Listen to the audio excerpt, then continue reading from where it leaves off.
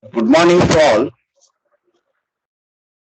all. We have discussed in the previous class two numericals, and in the second numerical, I have asked you to solve for another two criteria, that is by taking Goodman and Gerber. Is anybody solved that?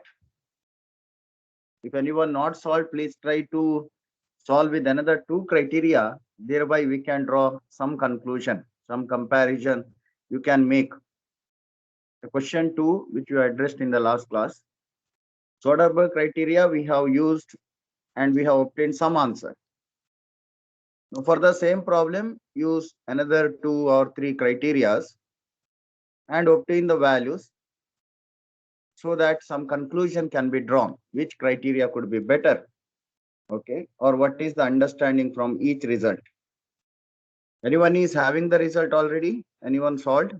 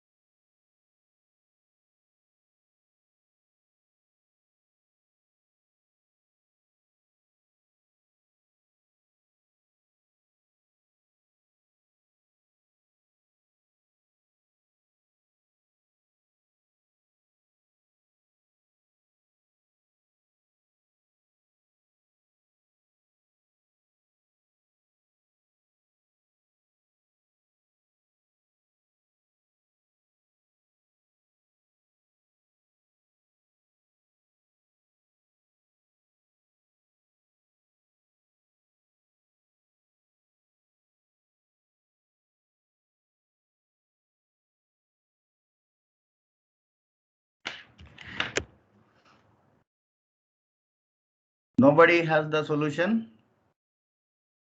Ayush, have you solved? Ayush. So, no, sir, I just started Goodman, but no, sir, I didn't get time to finish it. Okay, complete. I'll do it for Anyone next others? class. Anak, Dev. No, sir, I couldn't solve it. Okay, I think it's time. Why couldn't solve? Is there any difficulty or not made effort? No. I did not get the time, sir, because of the placement interviews. Okay, do it now. Do it now. Let's see. Okay.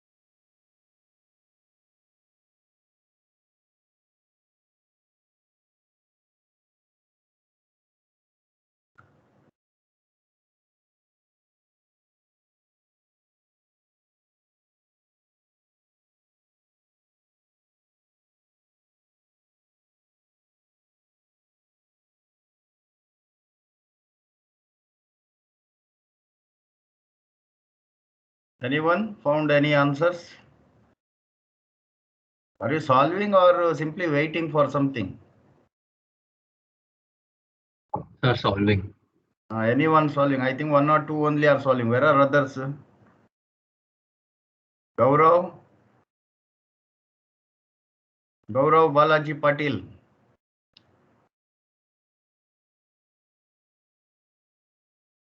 Diya Sen?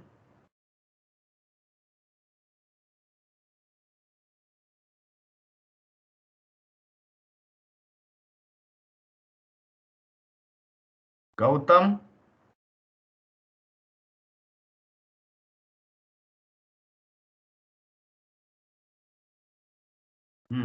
Okay, if you are not interested, I will continue. You try by your own. I thought if you have the solution, some conclusion, some discussion we can do. Anyways, without your effort, it is not possible. Let us proceed further, because unless and until you try to solve some numerical, you will not get the ideas. While explaining you, it might look like you can solve by using certain procedure. But in reality, when question is given, then you will understand or get confused which criteria to use, where to use, how to consider, which one to consider. These problems will come. Therefore, your practice is important, not just looking at the some solution. This is not like some ready design theory. Okay, your reasoning and justifications, understanding is required before you choose a particular process, particular design path. Okay, and now, okay, we are only discussing about high cycle fatigue life. Next, we are going for a low cycle fatigue life, strain life approach. Next, we'll go to fracture mechanics approach. In question, it may not be stated which approach to use. There you have to first understand which approach to use based on given data. Then further, suppose you select high cycle fatigue, then in that several process. Okay, fine. So this was the question we were discussing in the last class. It was not stated anywhere whether to consider any modifying factors or not. But looking into the statement, we have to understand we need to consider several factors to modify the SN properties, stress life curve properties, maybe endurance limit. Okay. Is the screen visible? I have shared the slide here. Is it visible? No, sir.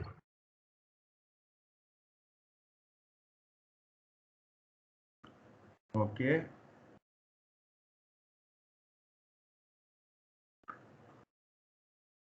Is it visible now? Yes, sir. Yeah, okay, fine. So this was the problem we are discussing in the last class. And here it is not stated which criteria to use. The question is actually, you please extend the question. You can, question can say that identify or suggest the best possible criteria. Okay, so we can say suggest best criteria to address the mean stress effect. Mean stress effect for given condition. Okay, so when like this statement comes, now you know several mean stress correction criteria. You have starting with the most conservative Soderberg criteria, then comes Goodman criteria, then there is Gerber criteria. Several discussion I have provided when roughly we can consider Goodman, when we can consider appropriately Gerber, or there is also Morrow criteria.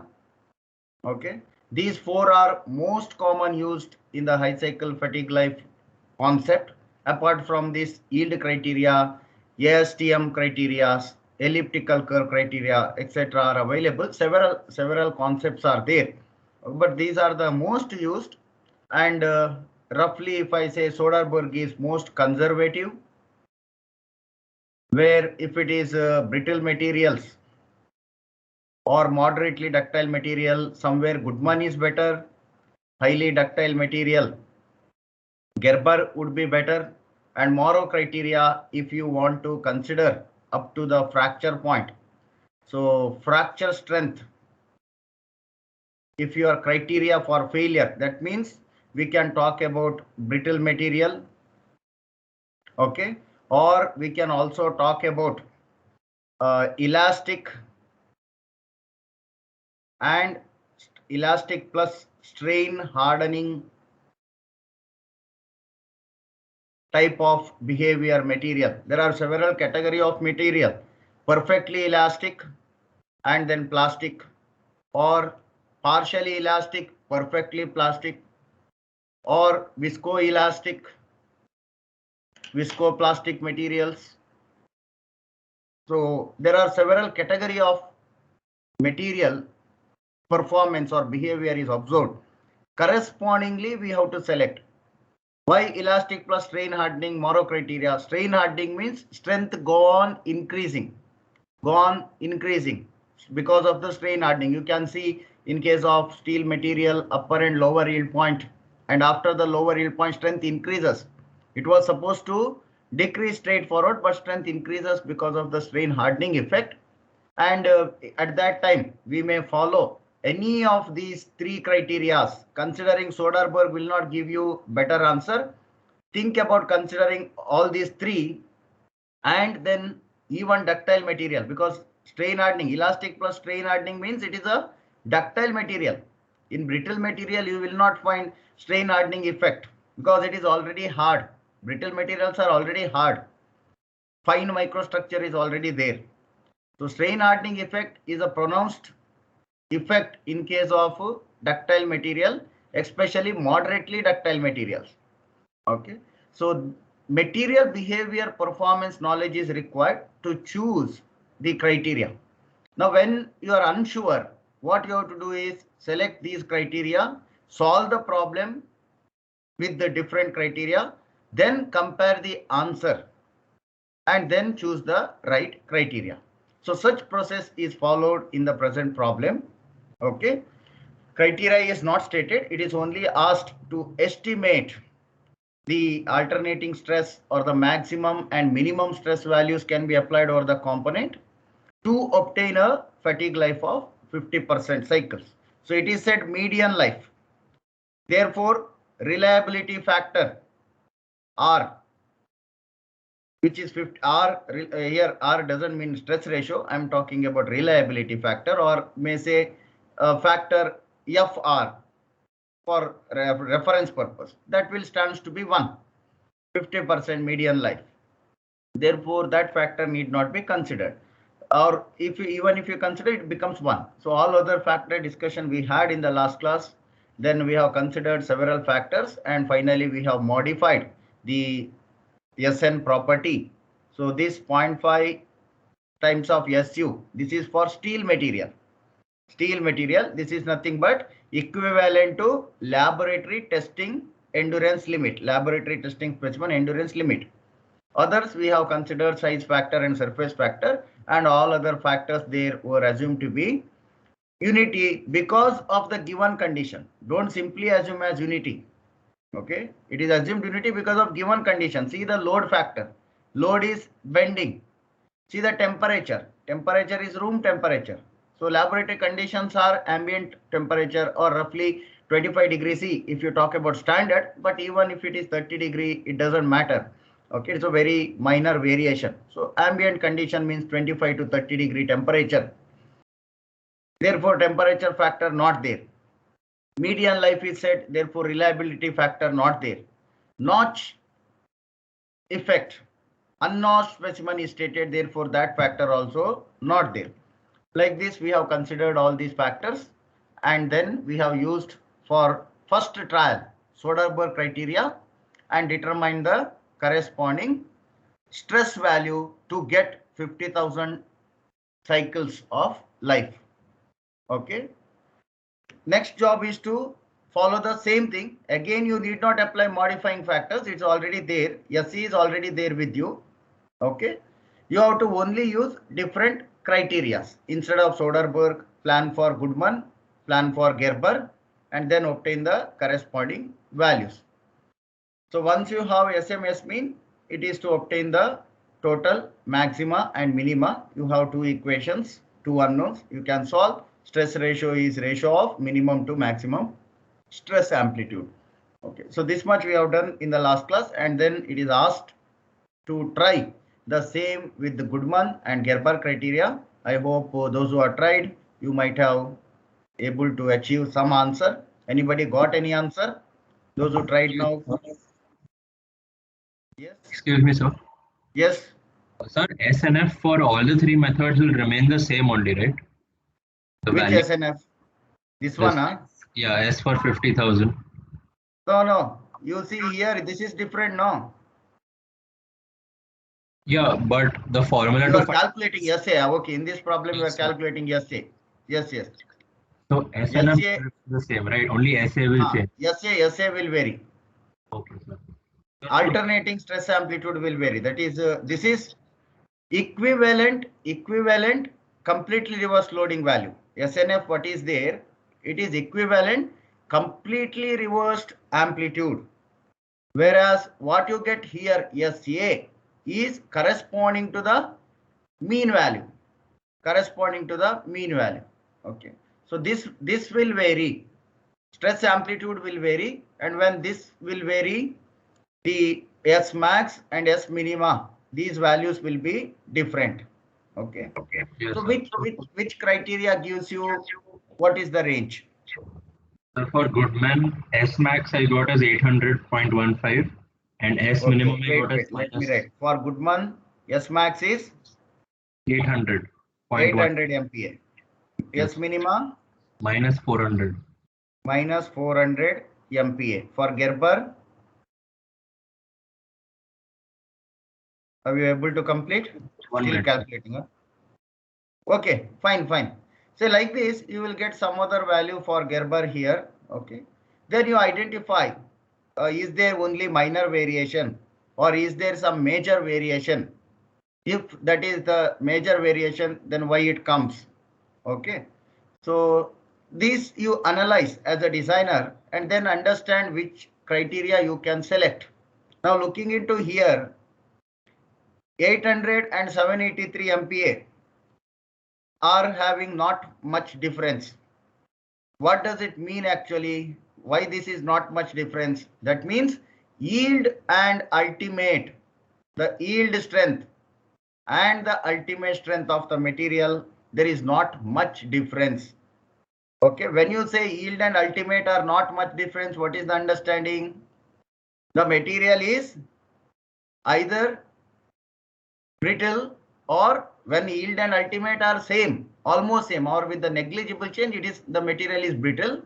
If not some significant difference but not large, then material is at least moderately ductile, which is undergoing strain hardening effect after yielding, like steel. So you go back to the question here and look what is the ultimate strength. You see 1240, and what is yield? 1170. What is the difference? Very less. Only around 40 plus 30, around 70 MPa. Just 70 MPa difference. This is a high strength material. It is said that steel quenched means it is hardened. So just because it is steel, don't think that it is moderately ductile always. It is a alloy steel. Please make a note of this word, alloy steel. Alloy steels are meant for high strength steels, and moreover it is quenched. That means it is hardened and then tempered to relieve the stresses developed during hardening. Okay, just to homogenize the structure, microstructure to little bit, it is tempered. That means this material now behaves as a brittle in nature. That is the understanding. So by looking into ultimate and the yield, you can make out that Soderbergh or Goodman or Gerber will not give you much difference. Will not give you much difference. And moreover, considering Gerber here is not significant. Yield and ultimate are very close. Very close. The material is already hardened. It is a hard material. And Gerber is used for a ductile material.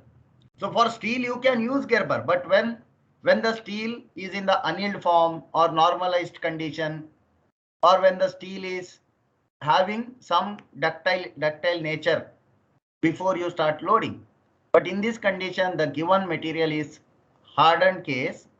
Therefore, the best options to go ahead, because you got answer for only 2, I can compare with this. Have you got Gerber criteria? Anyone answer? So Gerber, I got S max as 896. 8. Okay, 896. Fine. Then minus 496. Minus 496 MPa. Okay. So this is the answer. By looking into this, can you straightforward select Gerber?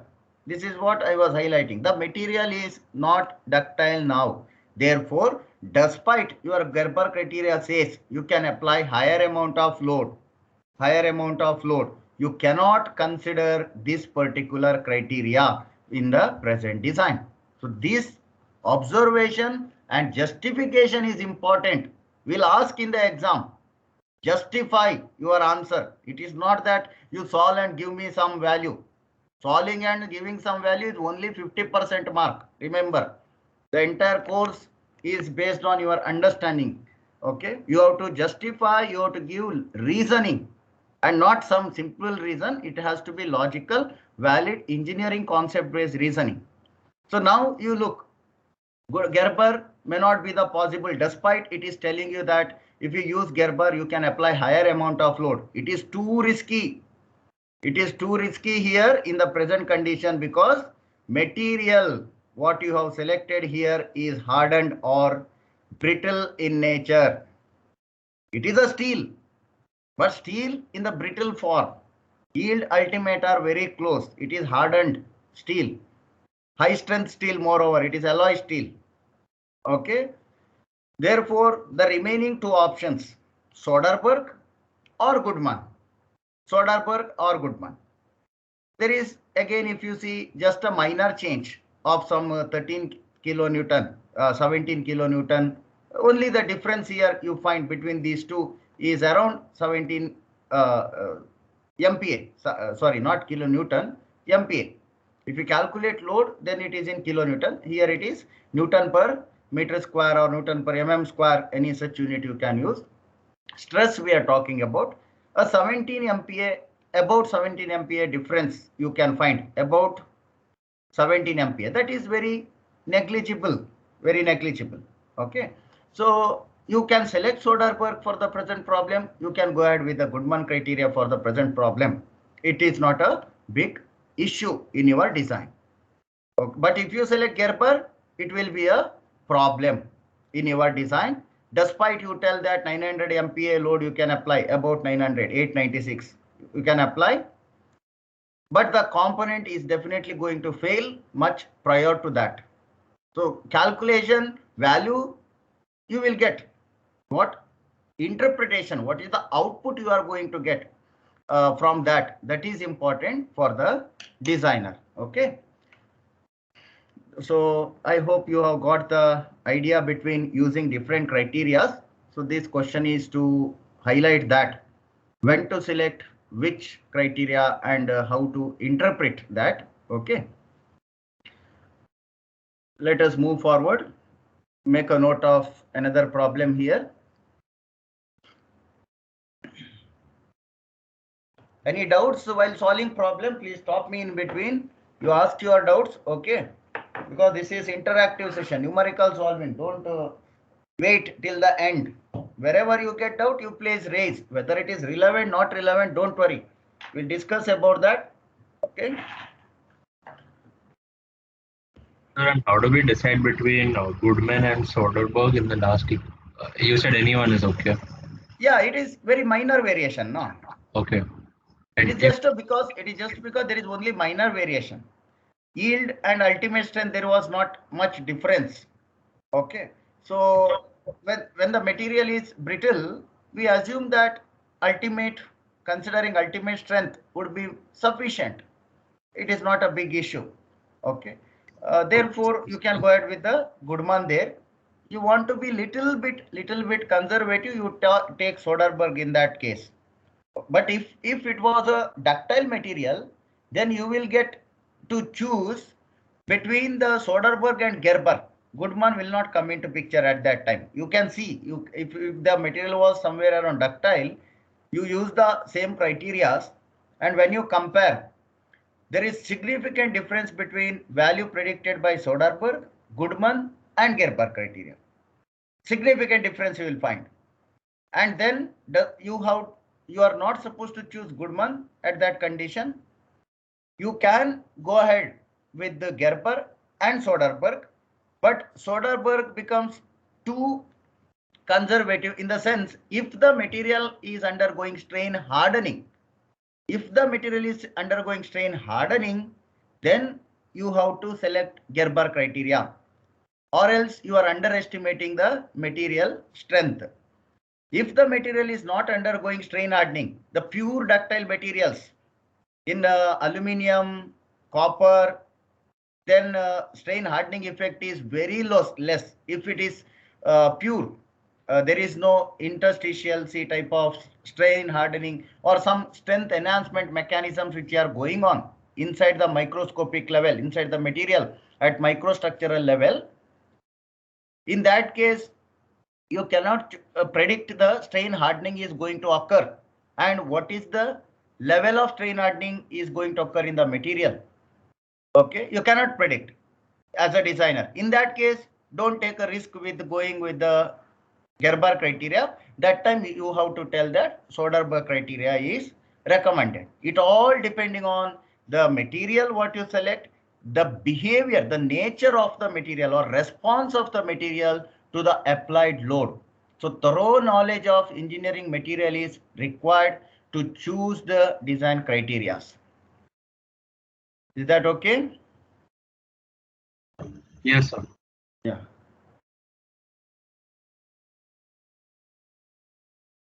Anybody else is having any query?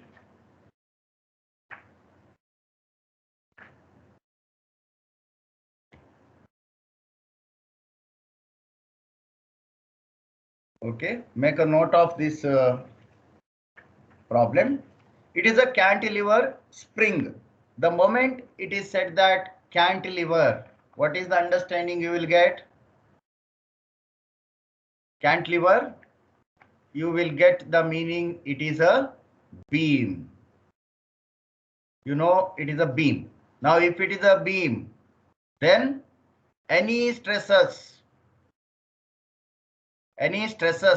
you find in beam are what in nature? Are bending in nature, provided the load applied is, that also you have to remember, provided load is transverse load. Okay, usually if there is axial load, nobody is going to tell you beam.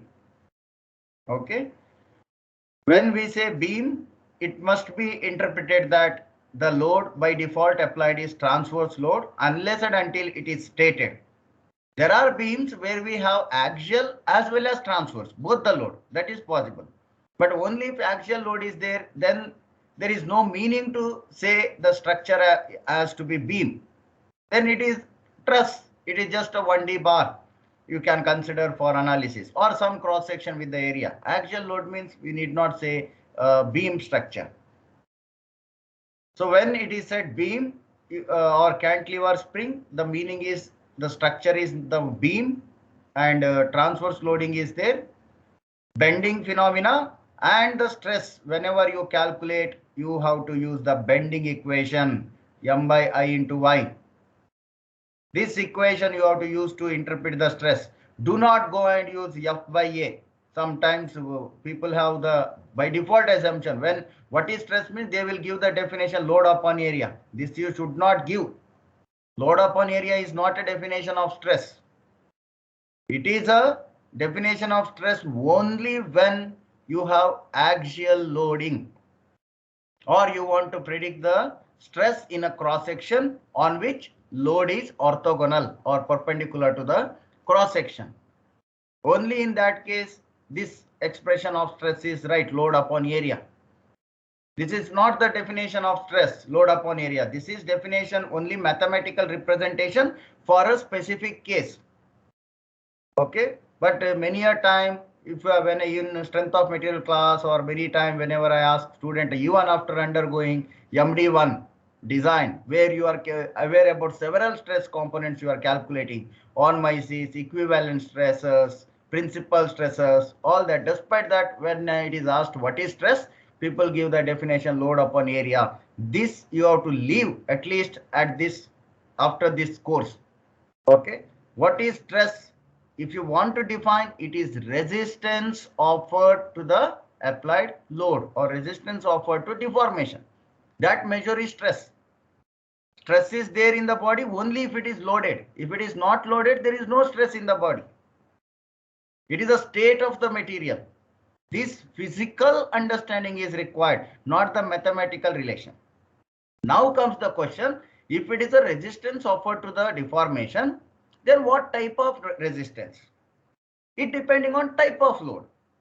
If the load is axial, then its calculation to mathematically to obtain the value, stress is load upon area. If it is bending, it is not load upon area. It is a bending equation. If it is torsion, you have to use torsion equation. Now, when there is a transverse load, along with bending, there is also shear toe. Shear due to the bending. You have drawn in your strength of material shear force diagram and bending diagram, bending force diagram, bending moment diagram. Okay. So you have the equation here, shear stress diagram, Fs by Bi into summation of Ay bar. When there is bending, the total cumulative stress is this much. If you want to go to cumulative stress, on mices stress calculation, then shear stress you have to calculate in this fashion. Bending stress, whose effect is axial in nature. Bending is interpreted as axial stress. This I have explained already during our theory. The stress flow diagram, or in strength of material also you can find the stress diagram of bending. Extreme fibers are under tension or compression, so it is axial in nature. Okay. But what we find for beam, the shear stress is very, very negligible. Even if you calculate the magnitude of this shear stress, go back and refer to strength of material. Look at some problems and compare the values of bending and shear stress for a same problem. Same value of load, same case. You find that toe value, shear stress value is negligible in nature. Okay. Negligible shear stress you are going to find. Therefore, we need not consider effect of shear stress in this problem. You want, you can consider, and at that time you cannot consider only bending. You have to go for some cumulative stress. Some cumulative stress equations. If you want to consider, you are free to consider as a designer. You feel that shear stress is also one of the important criteria, go ahead with cumulative stress equations. You consider either on mices, you consider principal stress and principal strains, whichever you want, sigma 1, sigma 2 and sigma 3. There are other type of stresses, combination effects of the stresses. Take this in your calculation. Okay, this is the broad understanding, broad picture of the methodology, what you can adopt to solve the said problem. Okay, but in this case, let us not make things complicated. We'll assume that shear stress is going to be negligible. At that time, only bending stress is more than sufficient. Okay. So when we say cantilever beam, so given problem representation wise given here, 500 mm, that is the length. It is a circular cross section of diameter 10. And by default, we assume that load is applied at the tip.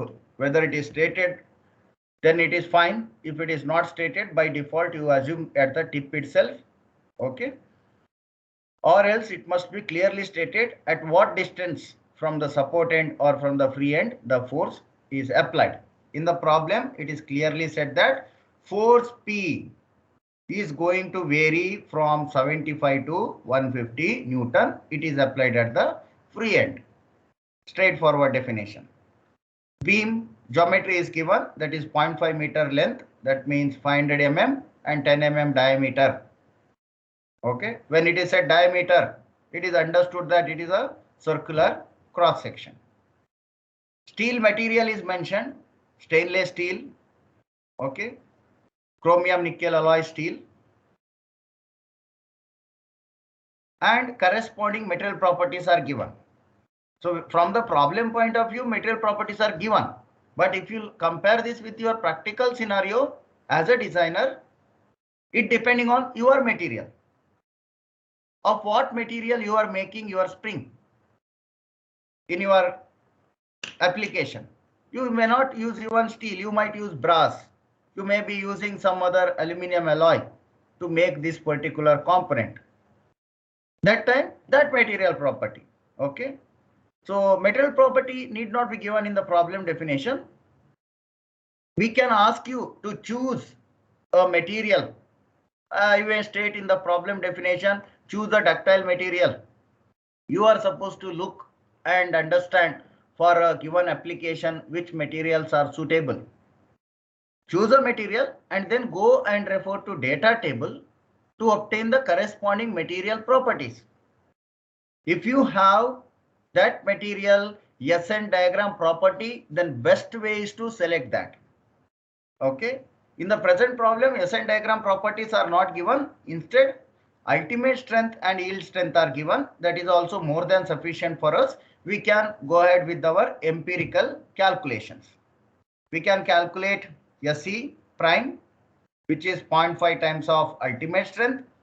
We can calculate S 10 to the power 3 fatigue strength at 10 to the power 3 cycle, which is 0.9 times of the ultimate strength. This is nothing but SN diagram properties. So you have life, log life. You have the alternating strength. Okay. So if this is 10 to the power 3, this particular point you are going to get. You have 10 to the power 6 or endurance limit point. This particular value you are going to find. Construct your SN diagram. If the laboratory value is given, directly consider that. Do not go for using this type of prediction. If at all in the question statement it was given to you that endurance limit of the material is observed to be so and so value, fatigue strength at 1000 cycles or 10 to the power 3 cycle was found to be this much, or SN diagram data only is given, data table is given for 10 to the power 3, here life, here stress, okay, 10 to the power 3 some value, 10 to the power 4 some value, 10 to the power 5 some value, it is given. Then we can construct our own SN diagram. You can construct the SN diagram according to the scale. Okay, when SN diagram properties are known to you, do not go for empirical relations, directly take that. Last class one person asked that. Okay, in the solution of the first problem, we are supposed to take given data. We need not go for the empirical relation. In the absence of data, we'll go for the empirical relation. Remember this, make a correction in the last problem. Okay. Anyways, load is now varying from 75 to 150. Surface finish of the wire is equivalent to machined surface. Go and open the data handbook. Look for the chart for various surface finishes. How much machined surface finish surface will give you the roughness. It will vary. It is not constant. When we say machined surface, here it is not stated how the component is machined, whether it is milled, whether it is over the lathe. It is a circular bar. It could be over the lathe.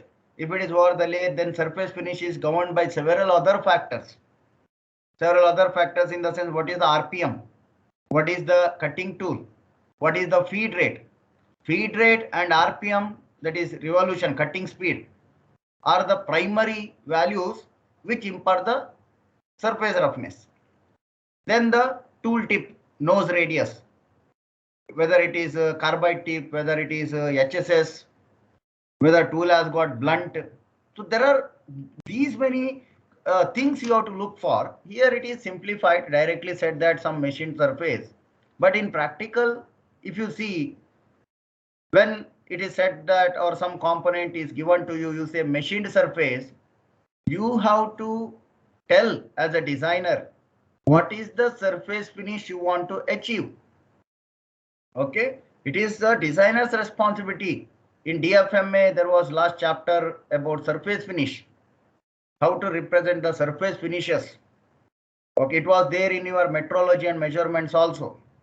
Various type of limits and fits surface finishes.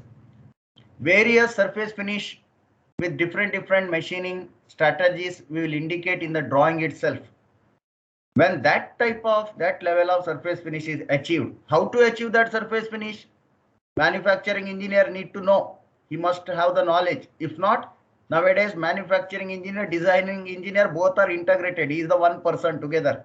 So design engineer must be aware about these relations also. Where if you increase the feed rate, what will happen to the surface roughness? Increasing feed rate, surface roughness will be more. Surface finish will deteriorate. But at the same time, you can go for higher cutting speeds, so that you can make your machining faster. With faster feed, faster cutting speed, both. You can make your machining faster and achieve the similar level of surface finish which you can achieve with low speed and low feed. What is the optimum one that you have to analyze and see? Okay, so here that much depth understanding is not mentioned, but you should think in that way. Here it is straightforward given surface finish of the wire. Wire means here the spring rod, 10 mm diameter it is, therefore it is called as wire here. Don't think that this is of something else. Okay, for that 10 mm rod, some machined surface, you may consider rough turning, you may consider fine turning. It is left to you which turning type of surface finish you want to go for. Okay. Then there is no stress concentration. Expected reliability is 50%. Calculate the number of stress cycles likely to cause the failure. This is what is the given problem. Okay. Nowhere it is stated whether to consider the correction factors. Nothing much is given in the problem statement. By looking into this, you must understand. First thing is this is bending. Therefore, to determine the stress, you have to go for bending stress, not the axial stresses. Very important. Okay. So given condition is stated, and we can make use of Baskin equation to obtain the completely reverse bending case. Okay. So this you are aware. SE is not given. Therefore, you can calculate SE as 0.5 SU. Okay. But this 0.5 SU need to be modified. We cannot select 0.5 SU directly. This must be multiplied with the modifying factors. Modifying factors. Okay. So let us first then look into the various modifying factors. Don't directly use this without considering the modifying factors. Okay, what is said? Load is bending. Bending load. It is a cantilever beam. The moment it is said it is a cantilever beam, you have to understand it is a bending load. Therefore, load factor becomes 1. Size factor, diameter is 10 mm rod. You have to look for your data handbook, obtain the equation which you have used in the previous problem. Corresponding equation with respect to 10 mm diameter. If the diameter is less than 8 mm, we have to consider surface size factor to be 1.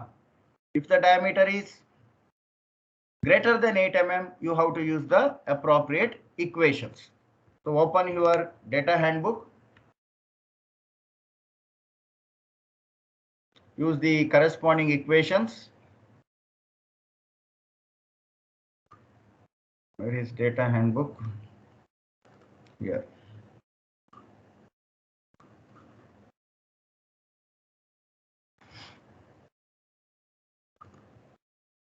Okay.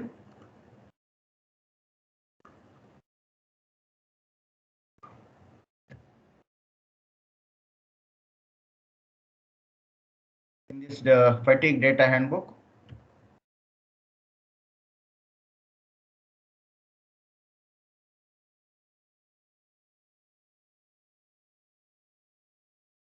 you have the equation here. Okay, so use this particular equation.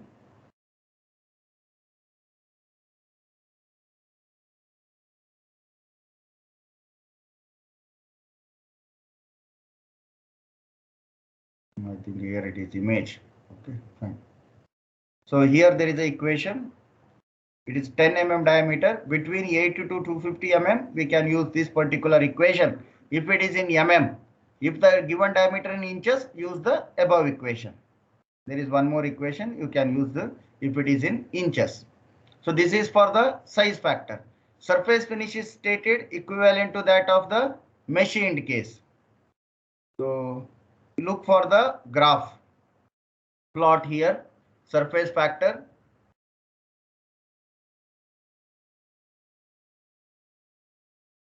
It is not stated what is the micron level of surface finish. Okay.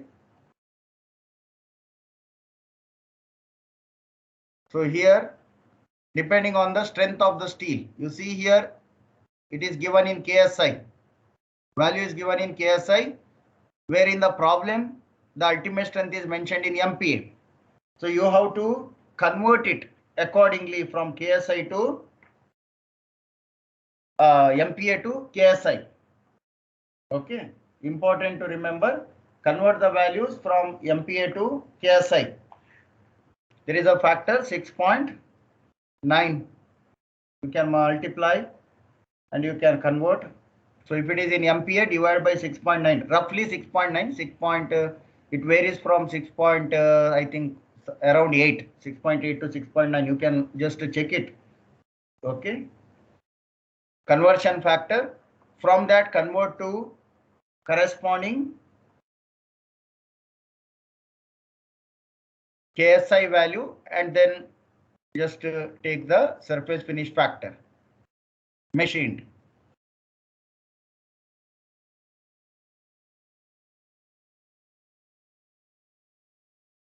So it's 124.7 KSI. Okay. In KSI, how much factor you have used? 6 point? So on Google it was 0.145 from MPa to KSI. That is what? If you divide MPa by 6.909. Yeah, 6.897. 6.89 it is coming. Actually, it is 6. Exact value is I think around 6.909. Okay, 6.89 is also fine. Just a minor variation. You can consider 6.909. Okay. 6.909.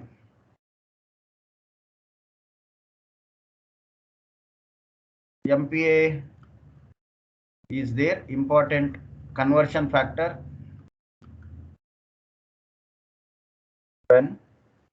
Okay. So you have some value in MPa. If you want in KSI, KSI is MPa value divided by 6.909.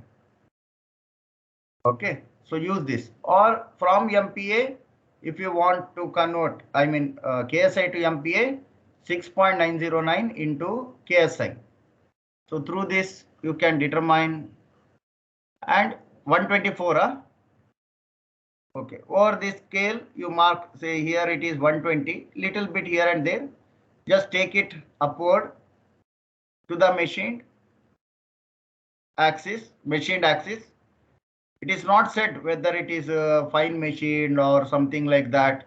Okay, just as it said machined, even it is said fine or coarse rough machining. There is no graph is available in this image, but there are graphs. in the database outside. It is not put here in this data because this is just for indicative purpose. You will not get fatigue data handbooks, but you get these various material data charts in material library. Online there is lot of big library. Material matweb.com is there. Several ASTM data charts are there. Go and look at that anyway in your practical scenario. Okay, and then from this line here, just extend to the y-axis, obtain the corresponding surface finish factor. Okay, little bit variation could be there from given value here and what you have found out. That is not a problem. Okay, every person might get some point here and there. Okay, here it is considered 0.85. You may get somewhere around 0.75 when marking. Little bit variation, that is not a problem. Important here is to consider or understand that you have to consider that particular factor. Important is that when you are aware that you have to consider and somewhere appropriately close enough value, then it is fine. Okay, not too much difference. There are other charts also there. Here data we might take from different places. In this data book, I don't think there are many, but if you look online, you get n number of data charts. You can pick from various locations. Okay, fine. Then what other factors you want? Reliability is 50% median life, therefore it is 1. And other factors, temperature and other issues not mentioned. You can use the corresponding modification factor and find out your SE for the practical condition, not for the laboratory condition. So this SE, endurance limit, what you have found out, this you have to use for calculating various parameter. So do not first straightforward go and find this with 0.5 SE. You have to modify accordingly. It will not be stated. You modify and use it. That you have to understand looking into the given data whether to use or not. Okay. So use this, all those correction factors. You have the SE. Next job is to find out the SN diagram constants for empirical calculation. If you have the SN diagram, then calculating these constant is not required. Directly you can match with the coordinates and obtain the either corresponding life or corresponding stress value. Straightforward. Yes. Sir, could you go back to the previous slide? Sir, here the size factor is what we calculate from the formula in the data handbook, right? That's coming as 0.951. Okay, you take what is coming. Here it is only representative, no problem. Don't think that the answer given here is right. Okay. Only procedure. Here there could be, we have taken the surface factor from other data charts, size factor charts are there, no data charts. We might have taken from there in the solution. Okay. For you, the procedure is with the available data you solve, because from exam time and all you cannot look somewhere. No, you use that formula and what value you get, you write. Don't compare the answer here. That is why here comparing answer will not work. You rely on your design methodology. That is it. Okay.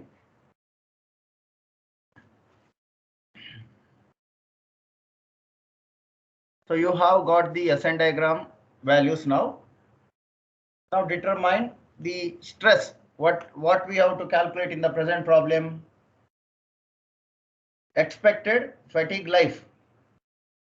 Number of stress cycles likely to cause failure.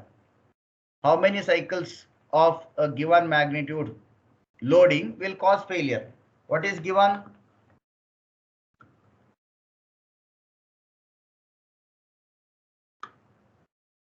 Given is the load, correct? No. So when you have a cantilever beam, you are applying a load varying between 75 to 150 Newton. Okay. This is load. Please remember, this is not stress. Sometimes I have seen student take 75 and 150 as stress value. This is not stress value. Load P, it is clearly mentioned in the problem definition. A load P of 75 to 150 Newton is acting at the free end. Okay. Therefore, now you calculate what is the stress. To calculate that S max and S minimum, you have to use M by I into Y max. So here it is once M max, and here it is M minimum by I about the neutral axis, moment of inertia or second moment of area about the neutral axis into Y max. It is a circular cross section about the neutral axis. Y max is only 5, 10 mm diameter. Y max is 5 mm. Okay. So how you will get M minimum, N maximum corresponding to 75 Newton load and 150 Newton load.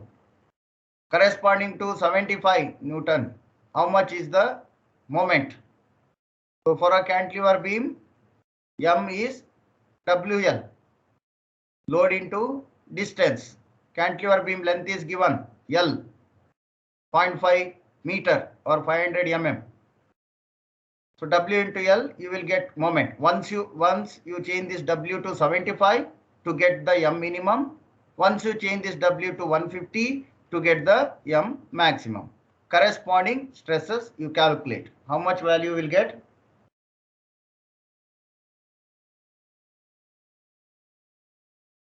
Anyone? So 1 minute, sir.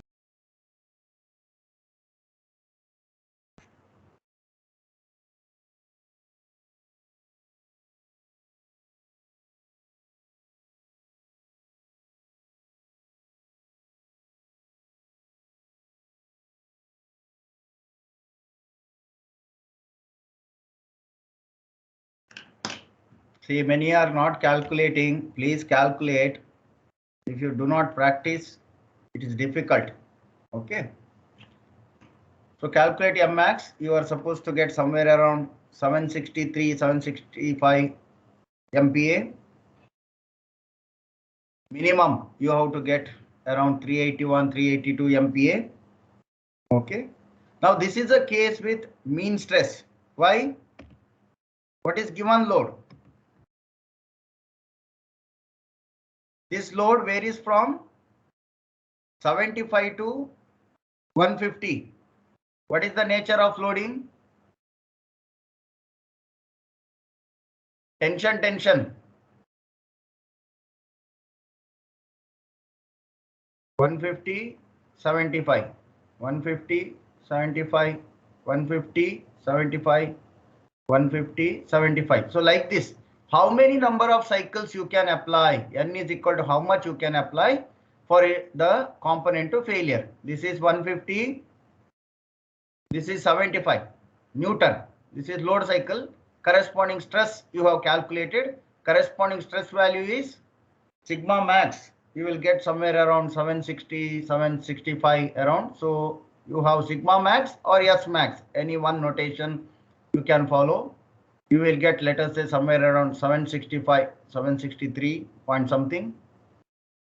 Yes, minimum. So, yeah. Getting 763.94.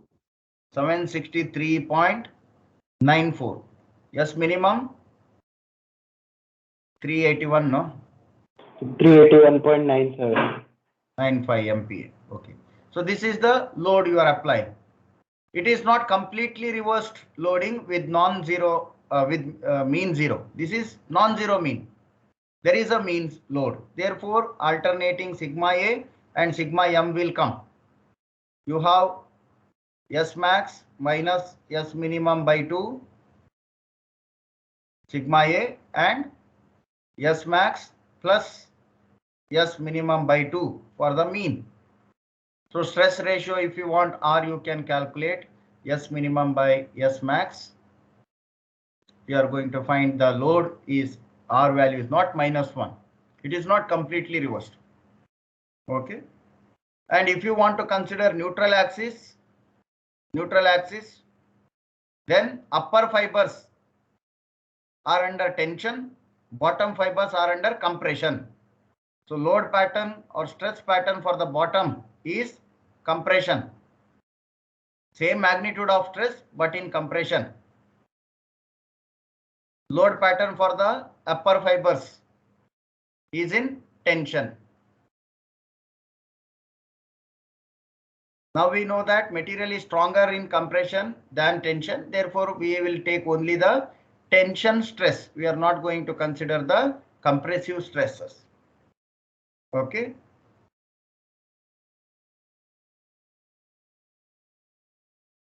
So you have got your answer 763.94. Sigma minimum, sigma maximum. Which criteria, mean stress criteria to choose is not stated. It is said that stainless steel material.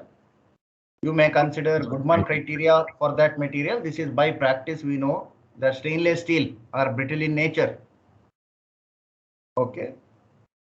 Then we may plan for Goodman criteria. You can use Goodman and calculate the corresponding equivalent completely reverse loading. Instead of applying a load of 75 to 150 with some mean, so some sigma A, some sigma M, if at all you apply only completely reversed bending loading, then what should be the magnitude? What should be the SA or sigma A? Okay, that is what is obtained by the mean stress correction equations. So this denominator here is that. Determine the denominator and then use the Baskin equation to obtain the failure cycles. So you are going to get somewhere around 11,400 cycles. Okay, depending on your parameters, you may not get exactly 11,400 what is shown. What parameters? You are calculating A is equal to 0.9 SU by SE. This is whole square. You have B is minus 1/3 log of 0.9 SU by SE. So in your case, SE may vary because various factors are there. SE is 0.5 SU and then various modifying factors. So if your modifying factors are same, what I have shown here, then you will get the corresponding value, what I am representing here. If these modifying factors are different, depending on what you calculated, okay, then answer may vary to some extent. Anyone got the answer? How much answer? NF. This is Baskin equation here. This is nothing but Baskin equation. A NF to the power B. We have to calculate life.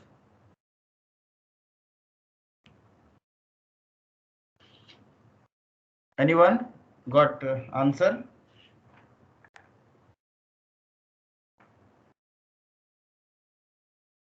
$9,204. Okay, for your factors, modifying factors. Correct, yes. No? Okay. 9,204 cycles. Cycles. Okay, you have to write the units. What is that? Your writing pad is not proper. Okay, fine. So any doubts in this problem? If there are no doubts, we'll proceed to the next. Okay.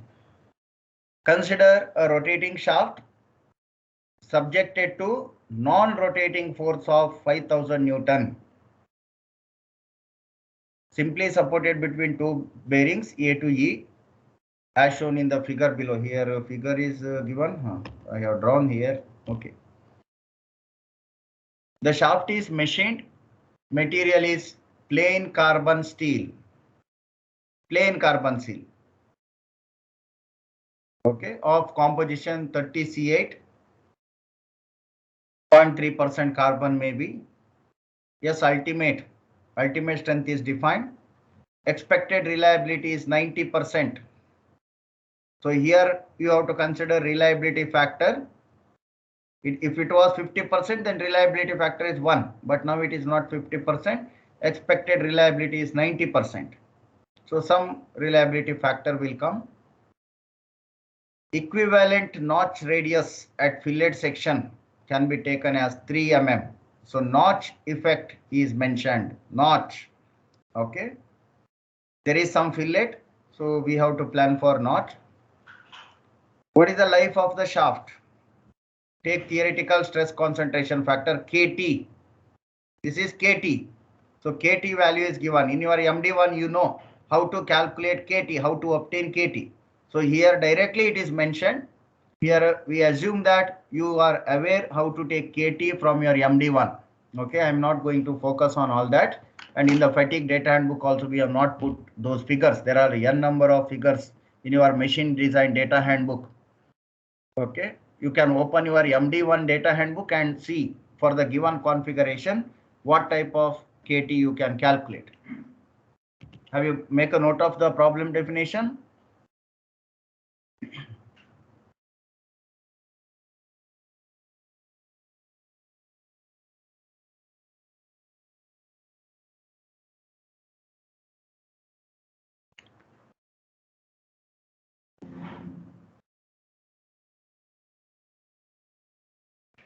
Okay.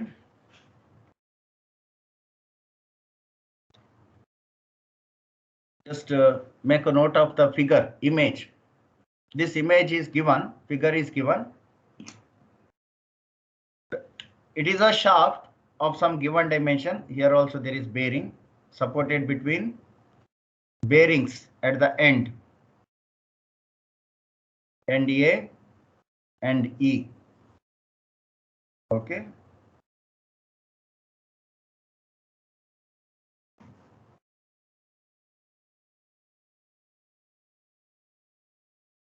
Supported between bearing. When it is said that it is supported between bearing, for simplicity, I can straightforward sketch this as simply supported beam. Simply supported beam, but what is the cross section? Cross section is not uniform. Cross section is not uniform. You have some cross section, some portion of the beam of some dimension. Then you have some stepped portion in the shaft. Then again, you have some stepped portion in the shaft. Okay. It is supported by bearing. Cross section is not same. And it is said that you have a constant load of 5000 Newton. So it is purposefully given to confuse you. Constant load. If it is a constant load, then how fatigue will happen? How cyclic load will come? Can someone highlight the one statement in the question? So the shaft is rotating. Completely reversed. Completely reversed. Very good. Important to note that it is said, see, purposefully it is given. A non-rotating or non-fluctuating force of 5000 Newton is applied, but the shaft is rotating here. A rotating shaft. Shaft is rotating. This is nothing but kind of R.R. Murray's bending test. Load is constant, but shaft will rotate. Because of the rotation of the shaft, what happens? Each member, each layer about the neutral axis. You have neutral axis. About the neutral axis, each layer will undergo alternating tension and compression. Alternating tension and compression type of stress it will undergo. Sigma C, sigma E.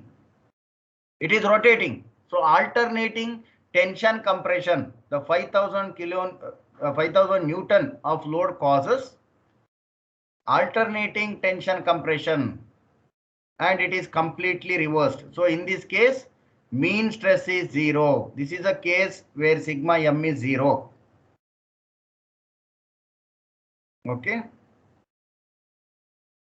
Sigma m is 0. You have some sigma A, SA or sigma A, any one notation, sigma A.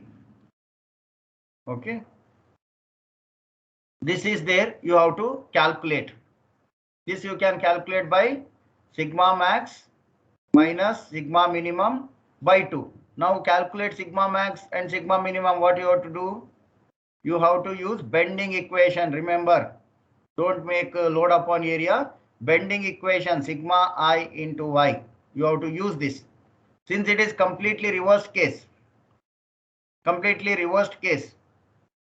Here, once it is tension, positive M max, and once it is negative M max.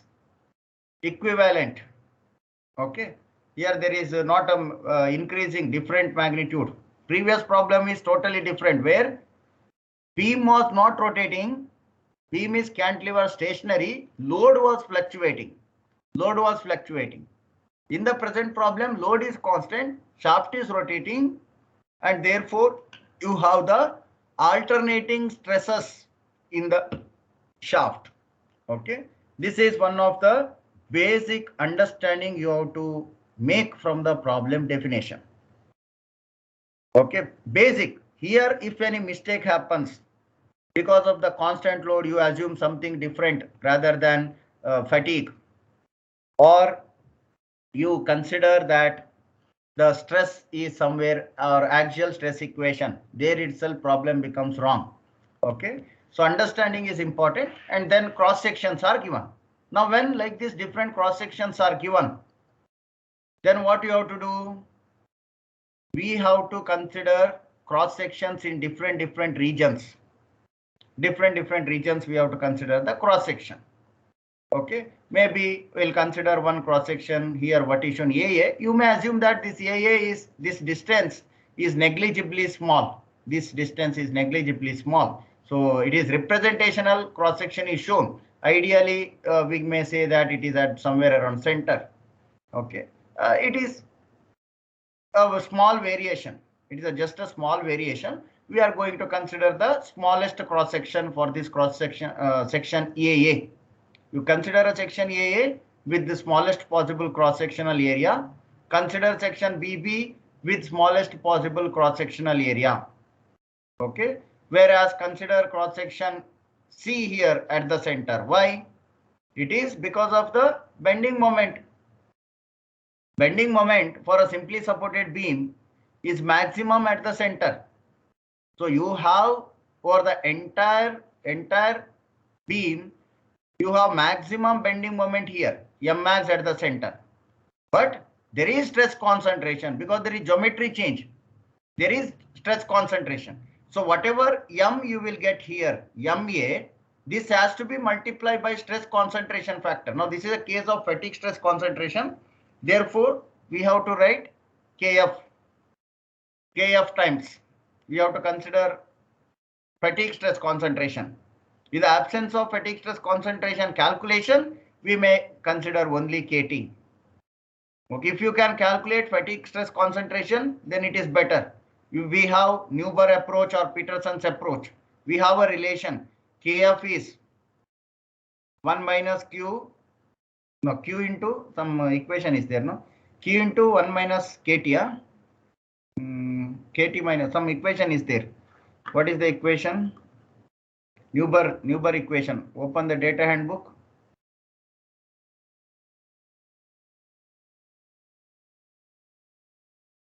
Here.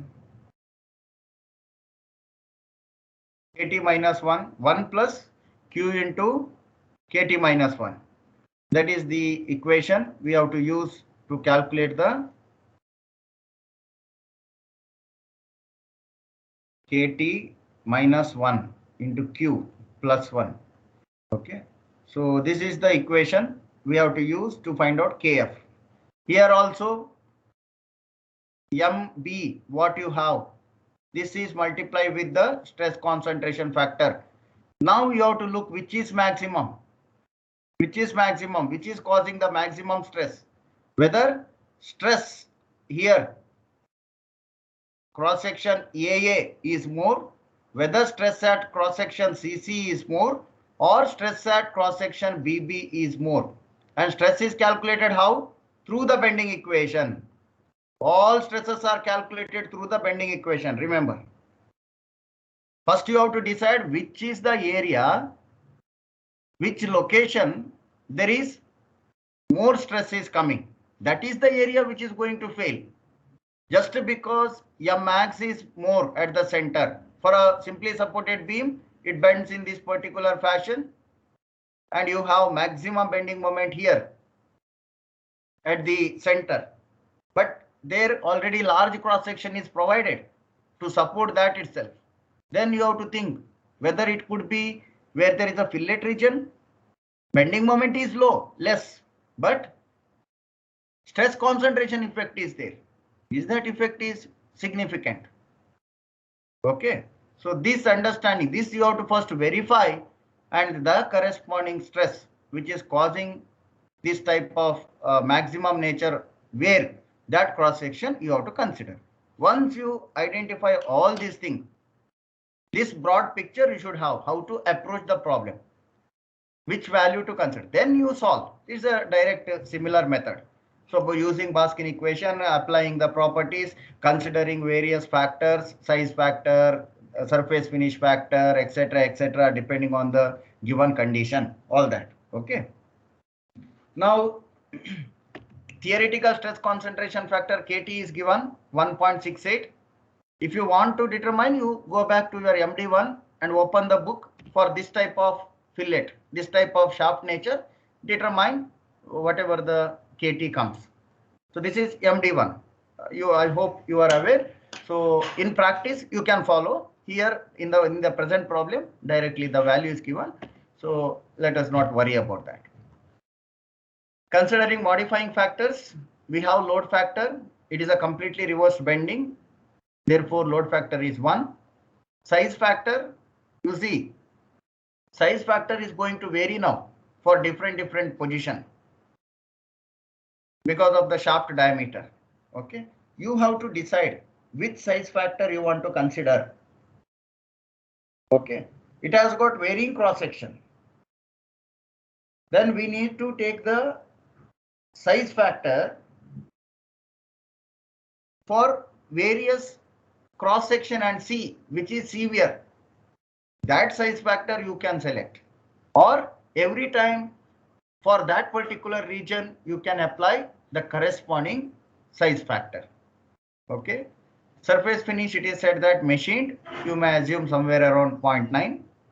Okay, when it is said machined for our common purpose steels, somewhere around 0.9. It depends on strength of the material, how much ultimate strength it has. You know how to take from the graph now. You can take appropriately.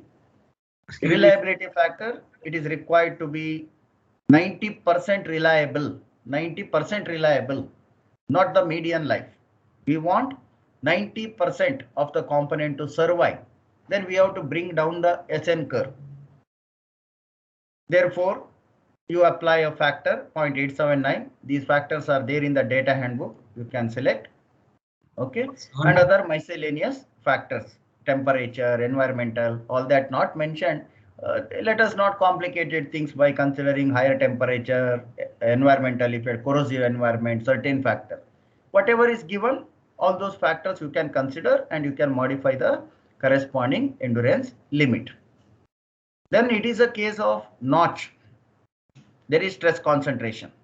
KT is given. Let us find out KF. What is Q? Q is a notch sensitivity factor. Notch sensitivity factor. You can use either the Neuber approach or the Peterson's approach, depending on what data you have. Okay, depending on what data you have, you calculate the Q. Okay, here Peterson's approach is taken A by R. If it is Neuber's approach, you have 1 by 1 plus square root of A by R. So these formulas are there in the data handbook. Here it is there. Okay, Peterson's is there. Corresponding constant is there. Okay, this is actually, you see this line has come here. Actually, this line is below. This A is for Peterson's. Okay, this A, what is given is the Peterson's approach A. Table line is become above and below. So please look into this. This is not rho. Okay. This A is not rho here. Don't consider this parameter for Newberg. Consider this parameter for Peterson.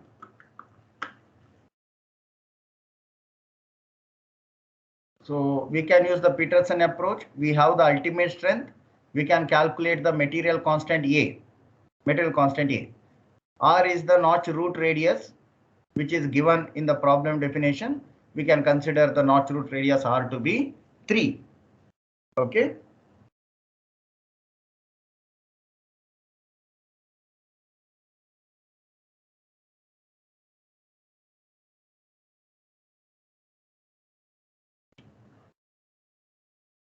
So calculate the notch sensitivity factor A, notch root radius, and then find the Kf. How much is the stress concentration factor? Okay. So this value here is the stress concentration factor. So whatever Kf is there, that comes in the denominator. This is SC prime. This much is SC prime. Excuse me, sir. Yeah. Sir, A value I'm getting is 0.0328. 0.0, Yeah, mm.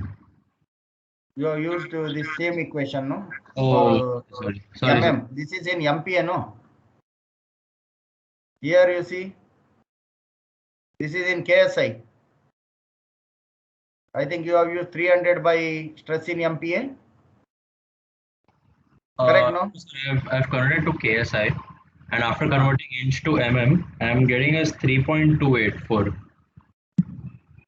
3.284. It will come 0.3276. You check again. The other factor, all those are same. Please verify again. Okay. Or make use of this formula in terms of MPa. See, this equation itself is in terms of MPa here. 0.02542070. Just check with this equation once. Are you getting the answer? What is mentioned here? This equation is in, you have to substitute SU in MPa. And meanwhile, corresponding constants are also different. Okay. That equation is for KSI. What is given in the data handbook.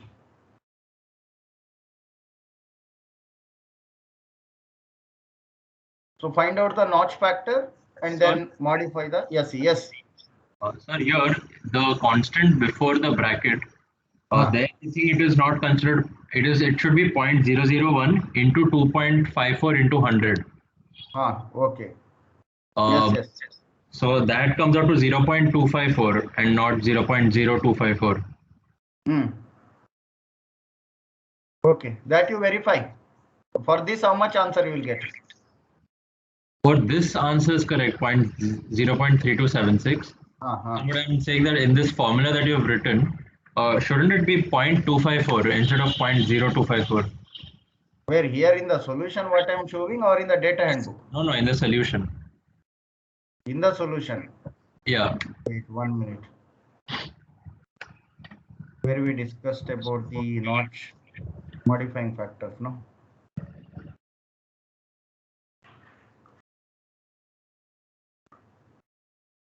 Peterson's approach.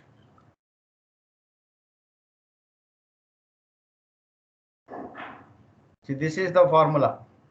These are the constants which are empirically determined, not some converted. Okay, you just Google and check it. What is the value? Okay, if you have confusion, I think this is correct. 0.0254. Okay, you just verify and let me know. Check it. So in that case, we are getting 0.03. 3274. When if it is 0, Yes, sir. If it is 0.0254. Then maybe I think there is an issue. This answer is correct. 0.32 you have to get. That is what you have to check for. This is correct. For accordingly, you may modify. I will verify it. once again this equation, because in data handbooks, very difficult to get for fatigue. Maybe in the books I will look into, and this I will see. Okay, what is the, whether it is a 0.254 or 0.0254. I think it should be 0.025 because it is there. Okay, let me see. I will verify and look into. Okay, is that fine? Because this KF looks to be fine. KTF or fatigue stress concentration factor 1.61 is right. It is less than KT. Usually fatigue stress concentration factor has to be less than KT. That is a known fact, theoretically proved also. This constants equation, what is the right equation, we have to see. In books, I don't know whether it is there in Bannettine. I will verify and see about the equation. Okay. You have the book, Bannettine or Julie textbook? Let me see.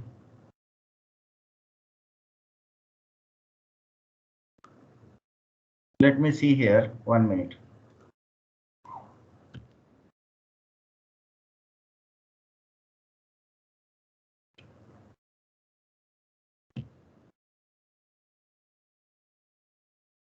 Stress concentration, no? I think it is chapter 4 or something.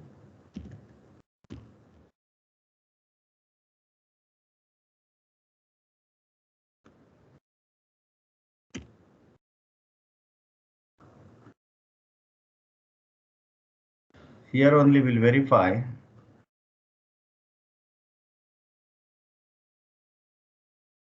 You have this book, Bannettine and Julie? Do you have anyone? Yes, sir. Okay. In this chapter 4, I think it is with respect to notch effect. Chapter 4, no?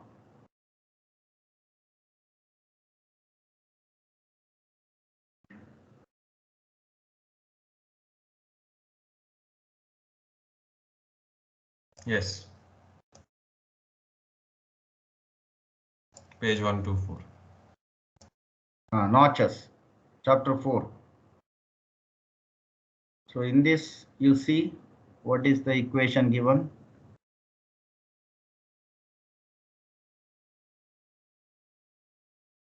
Here it is.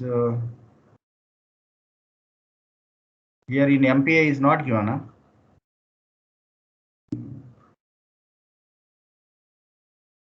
So these are all from MD1. These graphs you know already. It is. So we can just convert it from KSI and inch to MPA and MM. You check and see whether you are going to get same equation. Go to page 167, sir. They've given all the equations there in one place. 167, huh? Type 167 in page number.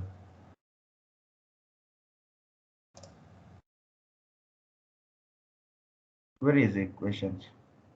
No, sir. 155 in book, 167 there. Type 167 there. 167. 167. Yeah. No, here only KSI based equation is there, no? Isn't this whole book in KSI? No, this book is KSI, but some books, I will verify that. Maybe in a journal or where I will find, we'll look into. I will look into what is there any error is there in the equation. Okay. But this is the procedure. This is how the importance is procedure. If some issue is there with the equation or some empirical parameter, that we can replace. Maybe in the next class, I will show you that. But important is this material constant A has to be determined. This is empirical relation. Empirical relation, maybe some value here and there it could be while I writing here. Apart from that, experimentally we can determine this particular value. Based on lot of experimental data related to the material, this equation has been developed. Okay. About that one point, I will verify and let you know in the next class. Right, for time being, use the same what I have shown here, 0.0254 in terms of MPa. Okay. So after finding all the factors, you just using the equation to modify it accordingly. Modify the endurance limit with all the factors. If not modified here, we can even consider Kf in this case, there is no mean stress, but if there is mean stress, we can use it in the mean stress correction also. There also we can make use of this factor. Then this is about considering. Excuse me, sir. Yes, yes. Could you go back, please? Yes, yes. Yeah. Sir, what is 8.95 there? Huh? In the final equation while finding SE. Reliability factor. Reliability factor. Okay, okay. Sir, and while finding the force load factor A, why are we considering 1 in all in all the questions? Because completely reversed load was only in this question. Earlier questions it wasn't completely reversed load. No. See, load factor 1 is for what? Load factor 1 is for bending. Oh, okay, okay. Bending. Then if it is axial, it becomes 0.7 to 0.9. In this range it will be. If it is shear or torsion, somewhere around 0.5 for torsion. It is nothing to do with whether this bending is completely reversed or whether it is with some mean stress. Got it, no? Okay. So if the load is bending, then load factor is 1. If the load is axial, then load factor is 0.7 to 0.9 in this range. If it is torsion, then it is 0.5. Okay. Okay, sir. Sir, in size factor here, which diameter should we consider? The smallest one? That is what I was telling you. You cannot decide straightforward smallest diameter. That is what I was telling here. See, you consider all three sections here, not supposed to be smallest diameter. In general, you might consider smallest diameter. Why not only smallest diameter? I have written here different stresses. Your Kf times bending moment here. How you will calculate stress at the smallest cross section? There is stress concentration. In the throughout uniformity cross section of 30 mm dia, you have stress concentration here. Therefore, you have to multiply that particular cross section stress with your stress concentration. But this is a simply supported beam. You have M max at the center. Though cross section is large, you have to check whether the stress is at the center is more than small cross section area stress. That you have to check. No, see, this is optimized design in one way. Why here cross section area is kept 30? Bending moment in a simply supported beam varies in this fashion. No, you have M max here, maximum stress moment, or other way maximum stress at this location it has to come. Therefore, large cross section is provided to resist that. Here you see M is not more. M maximum bending moment you will not have. Therefore, smaller cross section is provided. But whatever M you will get at this cross section, let us say MA, there is a stress concentration multiplied to that. So M into Kf, MA into Kf. Whether this is less than M max, this you have to verify. If it is less than M max, then M max prevails. If it is reverse, then MA into Kf you have to consider. Don't blindly go and take small cross section area. That is what I was highlighting here with the previous thing. Have you got the point? So just to find that 0.85 size factor that you've taken the next slide, that came by considering the weakest area and then taking that diameter. That is okay, no problem. I am going for conservative design. See, if you want, you consider 3 different size factors. If you want, you consider 3 different size factors. That is what I said earlier. 3 different size factor you consider, but you see that whatever the endurance limit you get, you have to apply for only that cross section. Okay. If I consider smallest area and take the size factor, then all other places it could be applicable, no? Yes, sir. Got the But, point? yeah, but here the smallest diameter size factor is 1.65 and we have just taken 0.85. Smallest is 1.65. Yes, sir. 30 mm, right? 1.65. How it go can be more than 1? It will not be more than 1. It is less than 1. Okay. It will Yes. not be more than 1. Yes, sir. Okay.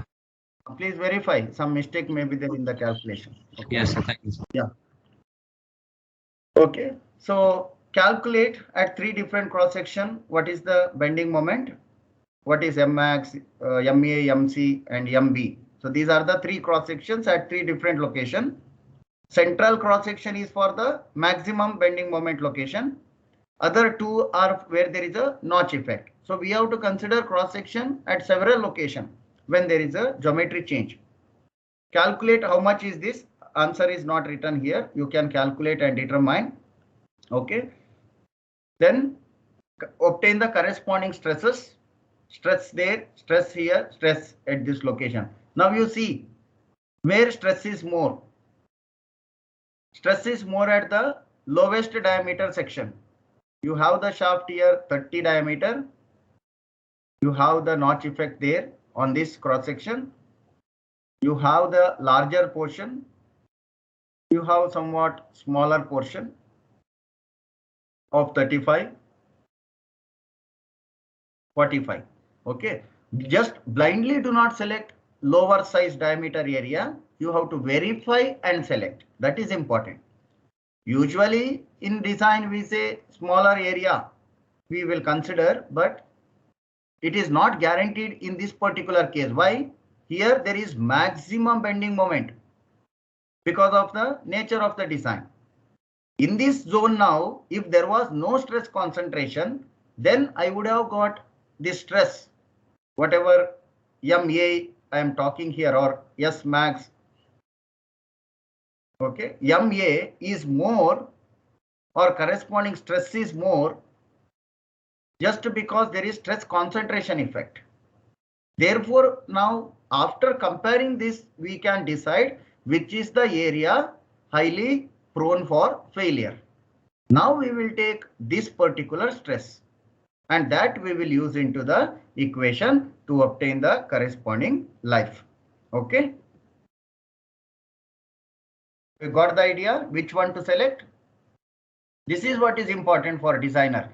Don't blindly go and select minimal area, or don't blindly select the maximum moment area. This is important. The same I have explained in theory. I have given one example like this. Let us say I have notch here and we have like this. Some load is applied here. This is a simply supported beam. Now which area you are going to consider for design? I have cross section AA. I have cross section BB here at the center. Because you see, while bending, if I draw bending moment diagram, it would be in this particular fashion. Here I have M max. The maximum bending moment is at the center. Okay. Then at this location, there is some MA, which is less than M max.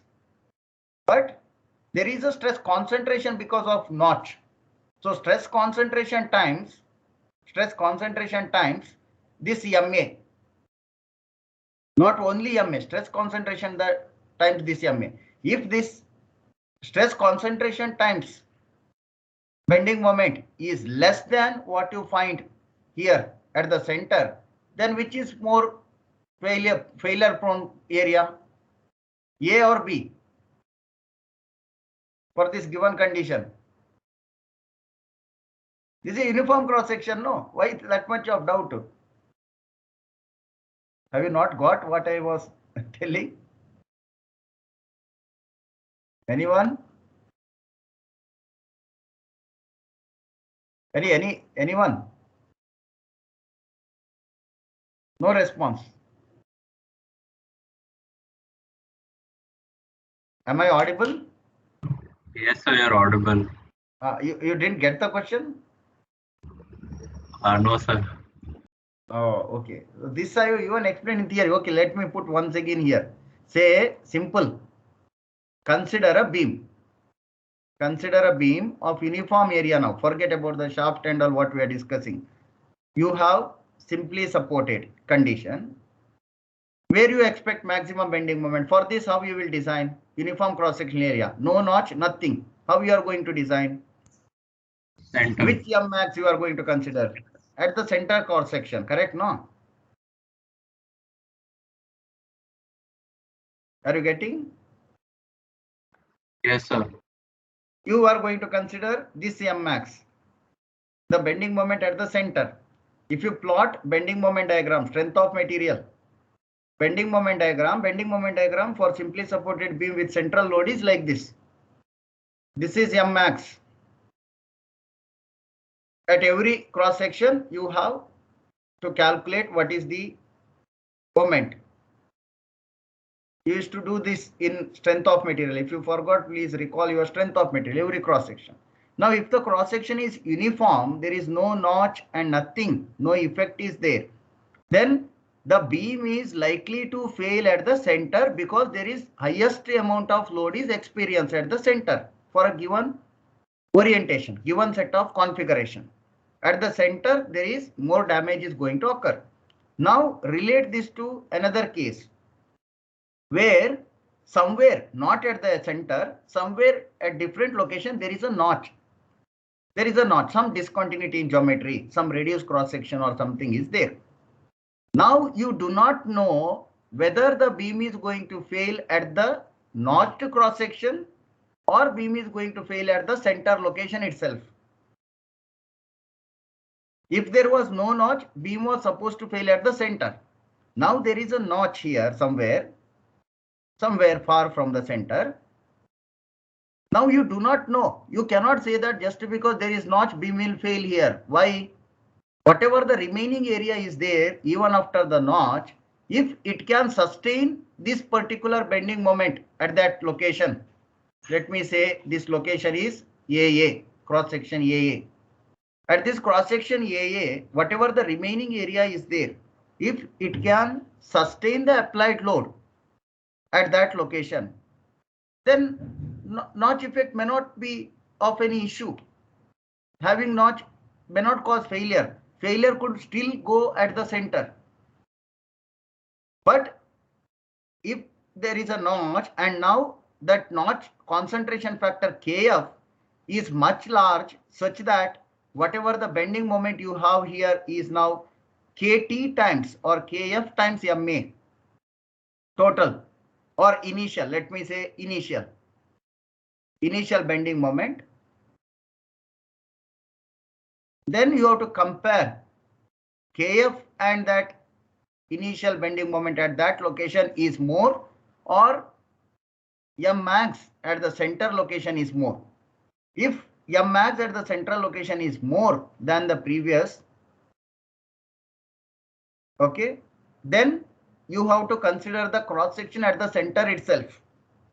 Because even after considering stress concentration, the stress in that particular location is well within the safety limit. Suppose the condition is this Kf into M initial is greater than M max, then the cross section which you have to consider is at AA, not at the center. Though maximum bending moment because of the combination arises at the center, the notch concentration effect at cross section AA generates a bending moment greater than maximum experience at the center. So the new bending moment diagram after Kt, considering Kt would be like this. Here it is now Kt times Ma.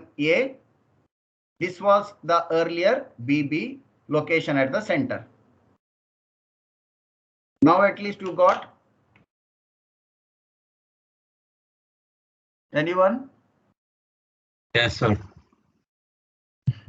Please go through this once again. I am not sure how many of you understood.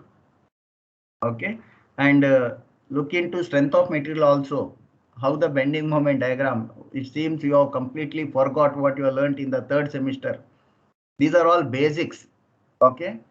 Please look into and identify over a beam which cross section to consider. So here, looking into the obtained stresses, the highest stress is going to absorb at the lowest cross-sectional area. Lowest cross-sectional area of the shaft, and therefore we'll go with this stress value 242, highest amount of stress at the lowest cross-sectional area. This is the failure prone region. For the failure prone region, you calculate the life. Other cross-sectional area region is not going to fail. That is the conclusion you can derive from the problem. Okay, go through it.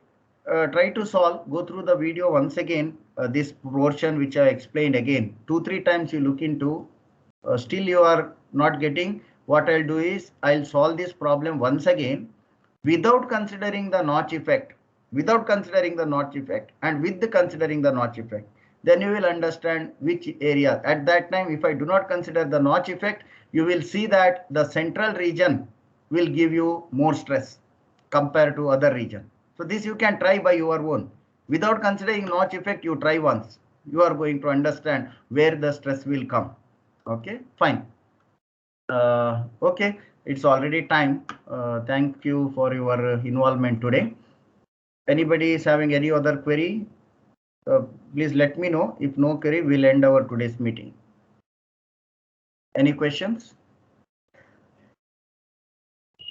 Okay. No, sir. Okay, fine. Anyways, you go through it once, then let me know if you get any queries later. Thank you all for joining for today's session. Have a nice day. Thank you, sir.